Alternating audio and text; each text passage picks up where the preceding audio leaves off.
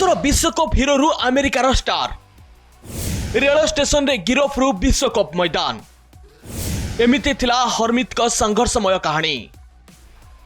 भारतीय क्रिकेट जगतर अनेक प्रतिभावान खेलाड़ी समयक्रमे देश बाहर निजर परिचय सृष्टि करिसेंती। सेमानक मध्यरु अन्यतम हेउचंती हरमित सिंह। 2012 मसीह भारत को अंडर 19 विश्वकप जिताइबारे मुख्य भूमिका ग्रहण करिथिबा ए बामहाती स्पिनर का जीवन कहानी कोनोसी चलचित्रर कहानी ठारू कम नुहे। सफलतार शीर्षरु विवाद एवं परे एक नुआ देश पई खेली पुणी थरे चर्चा को आसीबा तांकर दृढ़ इच्छा शक्तिर प्रमाण दिए।